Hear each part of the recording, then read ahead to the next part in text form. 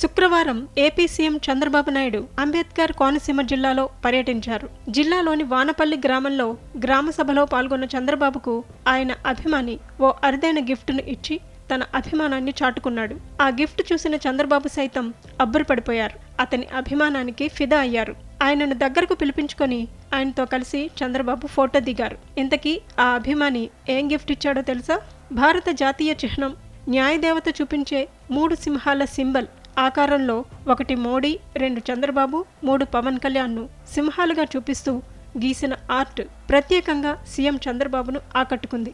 అంతేకాకుండా ఆ ఫోటో పైన ఓం నమో వెంకటేశాయ నమః అన్న విధంగా ఓం నమో నారా వారాహి నమః అంటూ కొటేషన్ రాశారు. ఆ ఫోటోను సీఎం చంద్రబాబుకు అందజేశాడు ఆ అభిమాని. ఇప్పుడు ఈ ఫోటో సోషల్ మీడియాలో వైరల్గా మారింది. అయితే కొందరు ఎంతో పవిత్రంగా ధర్మానికి చిహ్నంగా భావించే 3 సింహాల సింబల్ను ఈ విధంగా పోలుస్తూ నాయకుల ఫోటోలు గీయటంపై నెటిజన్లు భిన్న రకాలుగా కామెంట్లు చేస్తున్నారు.